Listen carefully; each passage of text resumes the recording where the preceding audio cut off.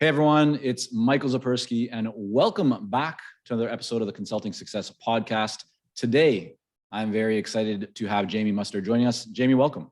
Well, thank you for having me. It's an honor to be here. So Jamie, you are a consultant, an author, a writer. I could probably add a whole bunch of additional titles to what you do in the creative, space. But you've worked with some very well-known clients over the years, organizations like Adidas, Intel, Cisco, a whole bunch more. And your book, I know you have another book coming up, which we might touch on, but the book that we'll get into a little bit more today, which I think will be very relevant for our community of consultants all around the world in many different industries, is the Iconist, the art and science of standing out. And where I thought we'd get started with our conversation today is actually going back to the early days. Before we hit record, you mentioned that you had a very different upbringing compared to where you are, in the world today and your surroundings. So you started your life in LA. You mentioned with poverty kind of running through your upbringing. Could you just talk a little bit more about that time and how did you kind of get to where you are from a just growing up perspective and any education that kind of took you into launching your career? Before I launch into that, can I say something very controversial to your audience at the start of this interview? Well, knowing your work in your book, I'm not surprised that you're going to hijack the interview and get it started. Well, I want to say one thing before we start, because I think it'll tell where we'll go. Sounds good. And it'll say a lot about how I think before I launch into my origins, my superhero origin story. But it's funny. People ask me a lot if I'm a freelancer or a consultant, and I consult for some of the biggest companies in the world. But whenever somebody asks me if I'm a consultant or a freelancer, I literally cringe. And I say, absolutely not. I'm not that. But I am technically that.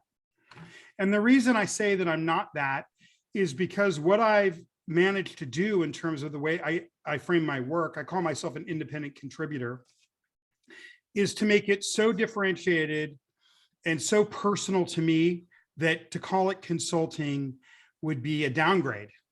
And I think that that's one of the keys to being successful is, consulting is a word and it can kind of get in the way of the point and purpose of why you're being hired to do what you do. Yeah. Like, I think that you need to look at that as very special and very unique to you, like a fingerprint. And so, yeah, I just wanted to say. Well, I mean, again, this is no surprise, right? The subtitle of your book is The Art and Science of Standing Out. And I think what I just took away from what you mentioned, whether we're saying consultant or really any other definition or term that would describe somebody's work or kind of what they do, the heart of what you just mentioned, Jamie, that resonated with me was it's all about differentiation and how do you stand out and how do you kind of align your impact and your contribution and what do you really want to be known for? Yeah, I mean, consulting has a word that it feels like you're kind of huddled in the corner, like, cheering someone on or giving them some advice. And I think what a lot of your listeners do are people that alter the makeup of organizations. So, I almost feel like we need a better word. Alchemist. Yeah, I like that. That's actually a good. Yeah, an alchemist. Right. Yeah. So yeah, but then no one would know to watch your show. So you need a name that people recognize. Exactly. All right. So tell me about the origin story. Okay, my origins. Yeah, I mean, I have a crazy story. I was, my parents were kind of dropped out, and I ended up kind of being abandoned and growing up in extreme poverty in inner city Los Angeles. So, I'm going to say some things and they're extreme. I didn't go to school much growing up. I was semi-literate into my late teens. And then I ended up, graduating from the London School of Economics. So that's a pretty extreme and powerful arc, and maybe why it's kind of relevant or germane to this conversation is, when I was, I'm a mixed person. I'm this little kind of brown kid in these brown neighborhoods in Los Angeles. The way that I felt and the way I would have faded into the brick, you would have driven right by me. I mean, I couldn't have been more invisible as a human being, invisible to my parents, invisible to my circumstances, invisible to society at large.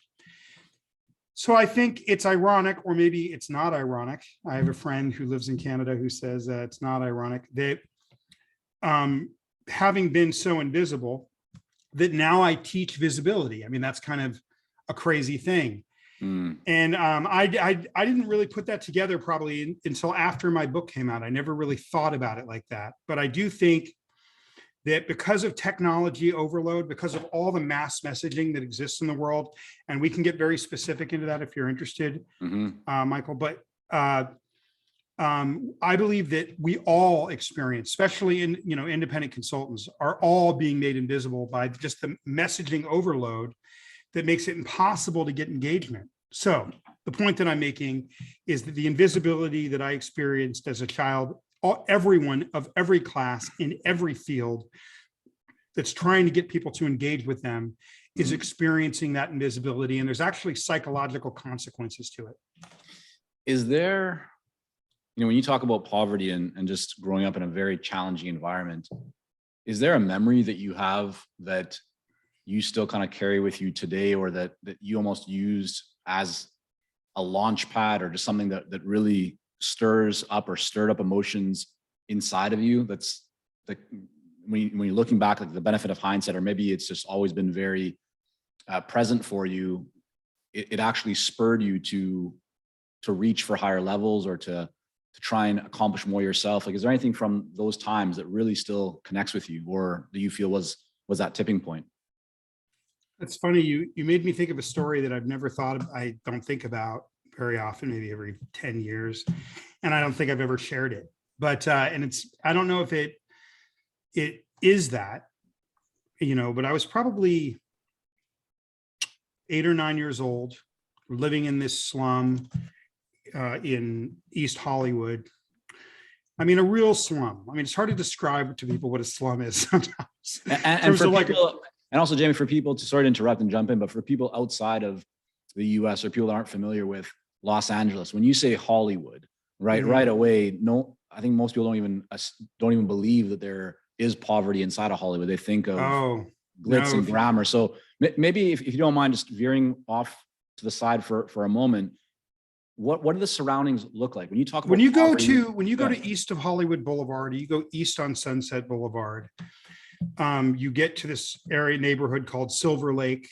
You get towards downtown LA, and those are mostly, Mexican and Nicaraguan neighborhoods and Armenian neighborhoods, which is the neighborhoods I grew up in. And then, if I walk south a little bit, then they would be Black neighborhoods, but it's extreme poverty. It's funny because I've recently written a graphic novel. It's not out yet. And where I kind of address that, we don't, it's very close. You can go 2 miles from the fanciest place in Beverly Hills, and you're in a kind of dangerous poverty that you wouldn't even imagine. LA is strange in that way. It's pocketed like that. Yeah.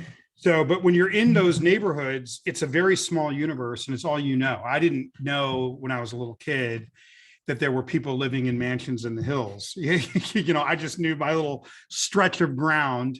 Yeah. And it was the kind of places where, I don't want to get into too much detail, but roaches and, just everything's falling apart, and it's hot, and there's no air conditioning, and there's kind of no one around to turn to when things go wrong. It's a very oppressive environment. I mean, I thought a lot about it during COVID. I live in all this space, and I have a front deck and a back deck, and I thought, God, how do you social distance in a slum? I don't want to get too far into that, but I don't even know if I remember what the question was. No, so you were telling me, and I definitely took you off track there, as I mentioned, but you were starting to say around 8 or 9 years old, something happened that you felt had an impact on your future. Yeah, well, I had this moment where, other kids had dads. I didn't really have a dad. And there were, and I remember I would watch TV, and kids my age, they'd have some person teaching them to ride a bike. Right. But I didn't have anybody to teach me to ride a bike. One day I somehow got hold of this old bike that was kind of part of the building. And on a day where no one was around, maybe a Sunday afternoon, I spent 5 hours trying to ride this bike, falling on each side of the hallway of the tenement building. And after so I taught myself to ride a bike in the hallway of a tenement. And, the walls were barely big enough to keep me from falling over on each side. And I've never told that story before, but after, 4 or 5 hours, when I was finally able to stay up and I did that, there was some moment, something got triggered in me, I think. And again, I've never spoken of this publicly, nor have I ever thought about it when in an interview, and I do a ton of these. But there was something in the moment of like, wow, that I actually did that. I actually did that on my own. Whereas, and I think that I realized maybe, I don't think I was aware. I was so numb. I don't think I was consciously aware of this. But I think what I realized in that moment was, if you work at something, even if you're failing and failing and failing and failing and failing, if you work at something, you'll get better at it. One of the things that I say, and this is a quote from me, I say this quote sometimes and people say, who said that? And I said, I said it. I just said it to you. So this is one thing I say a lot is, if insanity is doing the same thing over and over again and expecting a different result, then genius is doing something a different way over and over again until you get a desired result. And maybe that was an original moment for me. I ended up, when I was 17, 18, teaching myself how to ride a motorcycle the same way, almost killing myself, popping wheelies because I didn't understand how a clutch worked. Yeah. So we're not talking right now very much about consulting or business building. And so some people might be wondering, like, is this the right podcast? I thought this was about, growing consulting businesses. But with all of your experiences over the years and working with large organizations and, focusing on brand, a lot of what we've just done right now, you've been sharing some nooks and crannies of your story of how you kind of got to where you are, or at least the early days. How important in your experience, Jamie, is that to, being, whether you call yourself a consultant or an alchemist or an advisor, to building your own business, building it around yourself and your brand, that storytelling component, because a lot of people don't do that. They don't want to tell stories of how they grew up. They don't want to shine a spotlight on things that are not professional and expert and so forth. What's your stance and experience on that side of storytelling, the more personal side, and bringing that into the business world? Well, it's everything. I believe that your identity DNA, who you actually are, you have to redact. I didn't sit here and tell you, stories of woe, but mastering your story and weaving that into the story on your about page and who you are in the visual narrative of how you promote yourself is what I call transparency. And I write about it in the book. We all have seen, many of your listeners have probably seen Brene Brown's TED Talk about vulnerability. Mm-hmm. She's this PhD researcher who's got one of the watched TED Talks of all time, even though it was TEDx Houston. It's got maybe 60, 70 million views if you look around at all the different places it's been viewed. She talks about vulnerability being necessary for connection, and she's researched this and she's proven this. Well, in the corporate or in the business world, vulnerability, that same thing that creates connection, the business parallel of that, I would call transparency. Revealing about who you are is what allows people to connect with you. So if people are looking at 10 consultants and then they're all offering something that they can use that are similar, which one are they going to hire? They're going to hire the one they connect with. Yeah. Let's get into Block. Okay. So this is your intellectual property. You've kind of created or coined this term, and it's all about how companies and people can stand out from all the noise and really kind of grab a prospective buyer or client's attention. Could you just break down what is Block? Yeah. Can I, before I kind of do that, can I just present a little bit of the problem for 2 minutes so they can understand why? Let's do it. Make the solution a little bit more important. Appreciate that. Yeah. So I have discovered, I have codified the primal laws of what cause us to ignore one thing and discard another thing? Why do we pay attention to one thing and discard another thing? I believe it's based on primal laws of human perception. And when you understand those laws, you can move your message, it applies to art, music, business, science. You can move your message a little bit to the left, and then you'll get the attention ahead of your competitors. What's important, is to set the stage as to why that's more important today than it's ever been before in human history. Okay. And you have to look at it in terms of, let's start with advertising messages a day, because we're all competing with billions of messages. And so we've become smaller. We've become diluted as human beings. We've become invisible, and it gives us anxiety. There's not one person listening to us right now that doesn't have some anxiety on their ability, whether they're being seen or heard, and whether they're able to get their message out the way they want, or isn't somehow, punching themselves in the face, because even if they're doing well, they know they should be doing much better if people were just engaging with them. And the reason they're having that problem is, if you were to look at in 1950, if you were to walk around in any town in the world, if Vancouver, your small town, watch TV, we were bombarded. We were all hit. The average human being saw about 250 advertising messages a day.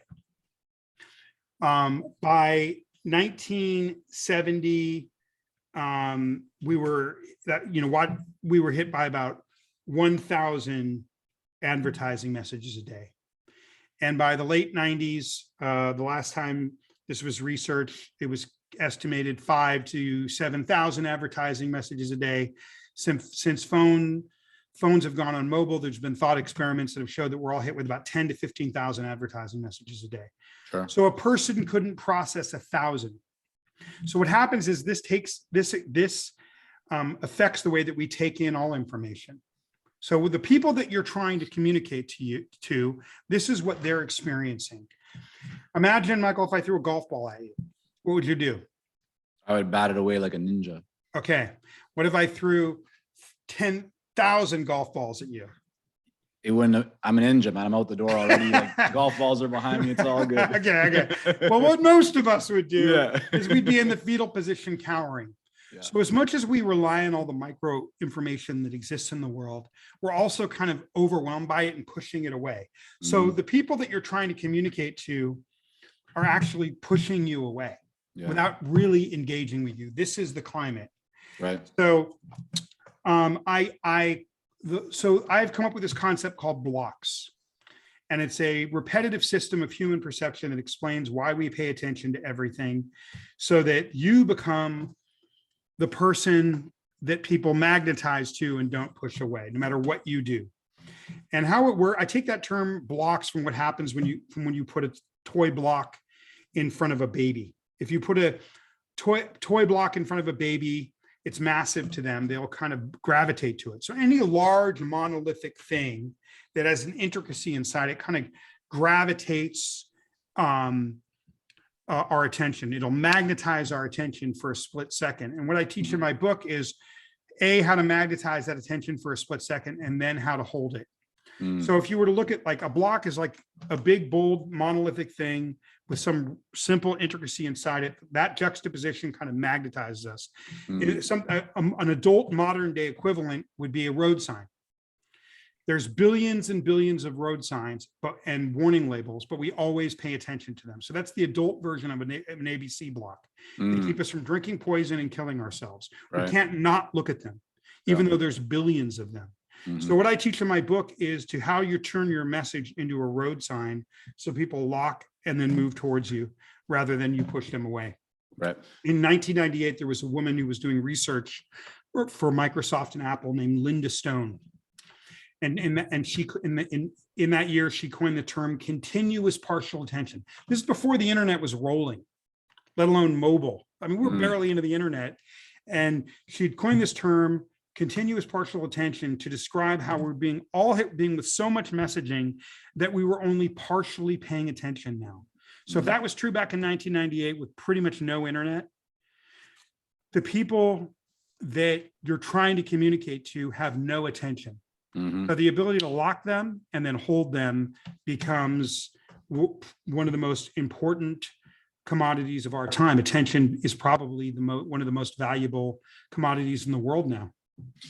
So in your book, I mean, I know there's a lot that we don't have the time to get into here today, but I don't want to leave all of our listeners and community hanging. So I'd love if we get tactical for a moment. And Sure. could you share, one or two of the concepts or kind of just the most powerful ideas that people could start to think about and even implement to be able to grab the attention of their ideal clients in the marketplace that they want to make an impact on and serve? And then how do you hold the attention? Because those are the two things that you really mentioned, is how to grab the attention and how to hold the attention.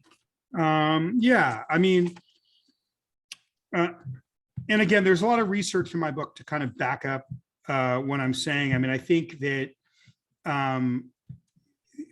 let me again kind of pose a very fast problem to show what most companies, consultants, people trying to engage attention, what they do as a mistake, and then and then I'll tell you a very, how much time do we have? Yeah, we got another half hour. So okay, good. Yeah. Then I'll spin you a yarn, Michael, to tell you. Let's do it. Let's get into it. Yeah, I want to make this valuable for everybody. So okay, so the biggest problem, the biggest mistake that most people make, outside of not understanding your own story and putting your own story into your identity, that people want to understand you and connect to something that's real in the modern world. But the biggest mistake is, if we've become a consultant, if we become a scientist, if we become something that has so many parts to us that we can improve others, there's probably about 10 to 20 things that we do that we could say make us special and make us irresistible. And so what most people do is they say, I do these 10 things. I do these 20 things. The problem is, in a world overloaded with content, when people are pushing information out, they can only grasp about 1 to 3 things at a time, really about one thing. So you need to take the 20 things, the 10 things that make you magic, and distill it down to that one thing that makes you irresistible. And then you need to make it massive, like scale. Part of it is just blowing everything up like a road sign, like Sesame Street. 1, 2, 3, right? There's been all sorts of studies that show when we have big, bold pictures, like in elementary education, that it absolutely changes the way that people relate to specific information. In other words, if there's in elementary school books are full of pictures. Well, there's been studies with adults. If there's a big elementary school picture with a bunch of complex information, it completely changes their relationship with the complex information. They enjoy the information more. They have a higher retention rate. They appreciate the information more. Big, bold imagery is how we want to connect and retain complex things. Okay. But as we get above elementary learning, we stop communicating to each other in elementary ways. And what I would argue is that adults crave elementary baby, toddler communication even more than babies and toddlers do. Okay. I mean, John Locke was the guy that said we were all a tabula rasa. Over 300 years ago, he said that blocks were the best way to teach children and have them retain information. So this idea of of a big, blocky, irresistible, oversized thing as a form of communication is not new. Right. But let me spin you a yarn. Let's go back 100 years. Okay. About 100 years ago, at a time that many would argue was a far more difficult time than what we've just been through. Worse than $5 gas prices, worse than a global pandemic. And I bring you back to the Great Depression of the early 1930s. I mean, tens of thousands of people starved to death, across America. And then those numbers are exponential across the world. It was one of the most difficult times in modern history, and a far more difficult time than the global pandemic or what we're experiencing right now in terms of what's going on in the world. And there was a guy at this time in the early 30s, late 20s, named Ted Husted. And Ted Husted had one really simple goal for his life. He wanted to own his own business. And in this case, he was a pharmacy. He was a pharmacist. So he wanted to own his own pharmacy. He wanted to raise a family. And he wanted to be able to, he was a Catholic and he wanted to practice mass.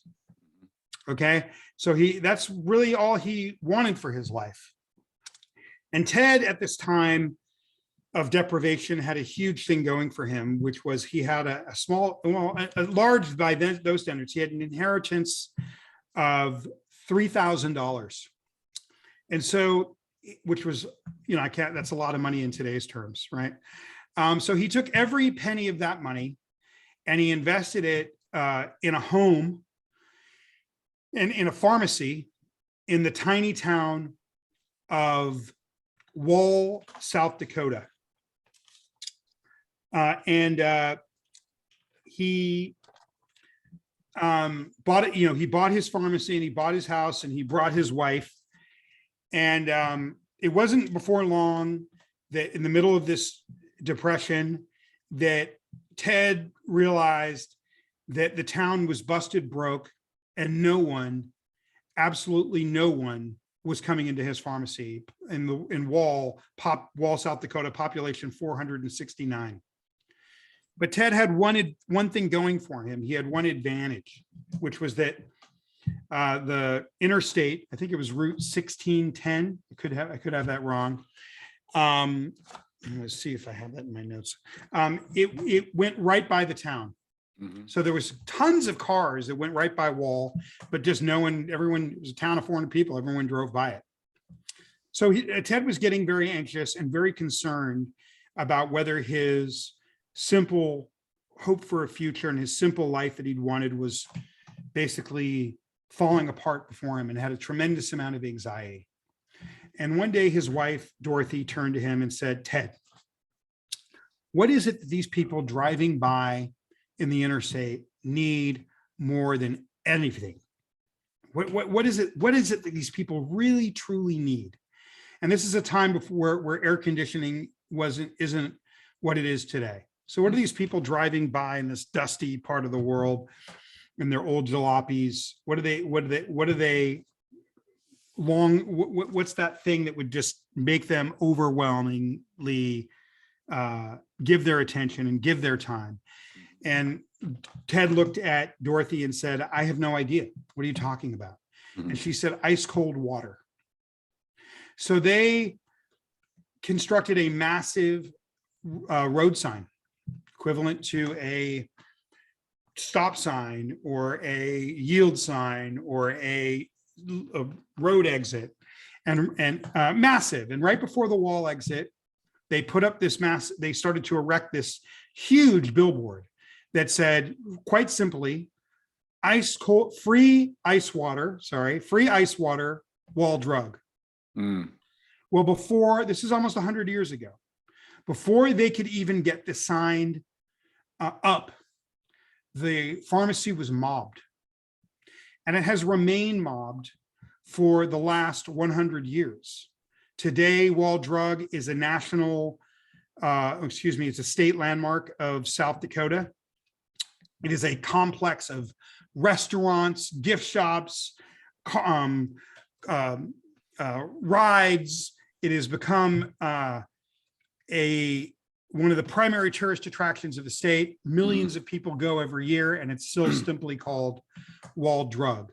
So I think people have to fit. So the moral of that story is, what is your free ice water? And then can you say it big enough, loud enough, and repetitive enough? And what I'm taking for that, Jamie, I think that's a great kind of example and story, is for everybody to be thinking about what is the number one pain point or the top of mind issue that your ideal clients have. What do they truly care about? And then how can you develop a message to really focus on that? There's a lot of things you could say. There's a lot of things that you could offer, but less is more, and really speaking in a kind of a laser targeted way to what's most likely on their mind right now will typically get you a much higher level of response. Yeah, exactly. Like, businesses exist to solve problems. Mm-hmm. Consultants exist to solve problems. So every person you're trying to communicate to has an irresistible problem. So when, if you can, most people are concerned with everything that they do well. Well, the complexity of that pharmacy was not summed up in ice water. Okay. But it's what got people in the door. Yeah. So what most people do is they work their butt off to become great at something, and then they want to focus and share about what they're great at. But it's not about you, it's about them. And then the next thing they miss, the next mistake you make, when you have the courage to take that simple thing that is the ice water of your client that you're trying to reach, and you oversize it and have it oversized like Sesame Street on your entire landing page, you communicate something in the lizard brain of those you're trying to reach. By saying it oversized in a childlike way, you're communicating to these people in their lizard brain, this person has taken the time to understand me and my needs. And if they've got 10 companies they're looking at, they're going to go with the person that took the time to understand them and was unashamedly screaming it at them. Because that creates instant credibility is what that does. So Jamie, I want to shift for a moment with the time that we have left to you and your business. Sure. You provide workshops, speaking engagements, consulting, you write, right? So you kind of take all the information from your book, you bring that to life for your clients. Right now, what for you is working best to attract clients into your own business? Stand out in a world overloaded with content. And break that down. Give us a couple of examples of how you're doing that. I mean, I know you have the book. Is there something else you're doing in addition to the book that you find works really well to get people into your world? Yeah, I mean, listen, one of the problems is depending on how long you've been around, it affects how much you struggle with this, right? Is that when the internet came along and when it started to proliferate seriously in the early aughts, it really changed the way that people decided to buy things. I mean, look at it like this way, like, transparency, this concept of revealing yourself and revealing your identity DNA became essential. And the reason it became essential is selling used to work. Being a salesperson used to work. That doesn't work anymore. You have to present something transparent and digestible that's true, that correspond. There's an intersect point between the pain point of what your client has and the best of you. That's how you found that block statement that you repeat. But what I find is that the internet has demanded transparency, right? In other words, people can check any claim you make in a 30-second Google search. So the minute somebody starts to feel like they're being sold, they're on to the next. They want to feel like they're talking to someone that's being real. So what transparency means is if you have employees, the same thing that's going to want to get your employees to get out of bed in the morning is the same thing that's going to pull your customers in. It has to do with, Simon Sinek says, start with why. That's half true. So you start with why, or you start with the problem you solve, one or the other. And if it can be a why or it can be a problem you solve. I tell a story in the book years ago, but I was doing some consulting at Intel and they had a new chip. This is 10 years ago, and AMD and other low-cost competitors were starting to take their market share. They couldn't resist it. They were less expensive and just as good. And so Intel was doing some stuff to coming up with some chips to make them competitive. And they'd come up with this thing called the vPro, which had all these incredible capabilities. It could, if you had 10,000 laptops out there, you could update all your employees' computers simultaneously. So everybody had updated software. You could remote wipe computers if they got stolen. But this thing did about 22 things, and Intel had invested all this money in it. And I was meeting with their engineers and their marketing guys and all their different teams, and none of them could agree. The engineers wanted to share everything. We can do everything. The marketers didn't know what to say, and they were conflicted about how to promote this thing.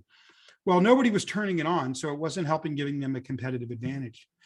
But when I sat down, I spent 2 days with them, and the engineers and the marketing guys were able to hear that the only reason that the 1% of people that had this chip in their computer were using it was as a security device. Like if laptops were stolen, they could remote wipe proprietary information. It's the only reason people were turning it on. So I basically said to them, and everybody was together. So we went through this process together over 2 days, the marketing guys and the engineers and the salespeople. This needs to be 100% sold as a security device. And then once people are in the door, because they understand it's the most secure, corporate proliferation of information through laptop system on the planet, then you can show them the other 22 things you do. Mm-hmm. But lead with one thing. One thing. Yeah. So that would be an example of that. Yeah, no, I think that's such a great example, because. And I can give you another one that's, I think, a really great one. Yeah, no, I mean, I think that's a really good example, because so often that's what consultants are faced with. They can provide, and they feel they can provide so many different solutions and ideas, and help their clients in many different ways. But if you try and communicate all of it, you end up communicating none of it, because it's just overwhelming for people. I guess just to drive it back though. Can I say one thing that you touched upon early that I thought was so clever that I rarely get to talk about, which is this idea of how important is it to bring your story in, right? Again, I never get to talk about that. And, partly what I do is identity DNA. To me, whatever that thing about you is that you bring to the forefront, and the way you visually represent it has to be core to who you are inherently. It has to be true to you for it to come across as a credible, and I don't want to use the A word, authentic, because it's overused, but to be transparent means that you reveal yourself, the true you. Yeah. How would you suggest that people do that? So let's say everyone, people that are joining us right now, they're going, okay, this makes a lot of sense. Jamie, Michael, I get it. I need to tell more of my story. I need to be more transparent. I need to bring in, my experiences, even outside of the business world, into the business. What's the starting point? Is it just about weaving some of that into an article that you write? Is it about weaving into a presentation? Do you start jumping on social media? What are some ways that you might suggest people kind of just start to bring that into their business? Well, I mean, for me telling my story, that was not something I ever intended to do or wanted to do. They asked me, when the book was almost done, my publisher asked me to, write a forward, not an introduction, and to talk about that. And I didn't want to. I thought, I want to be as good as Malcolm Gladwell, and I don't want to have to use like a device, make people, to do that. I wanted to stand on its own 2 feet. But I realized that I was being silly, and that, I had been invisible. And then what I've done is, with my life is quite remarkable in relation to that invisibility. So being true to this thing that actually makes me kind of uncomfortable, makes me unwaveringly credible, because I've done it. And I've done it and everyone has a story, and everyone has some aspect of themselves that's like that, where that is going to give them that's going to amplify them in a quantum way. So yeah, I just want to, I just wanted to say that. So your guidance then to people, or suggestion, just start weaving in anywhere that you can. There's no one best place. Just start getting your story, start telling it anytime you have an opportunity, when it makes sense to share it.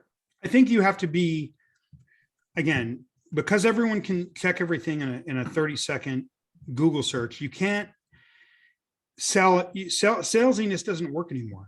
You have to do something better and present it in a transparent, digestible way. Sometimes people tell me that I'm really good at selling.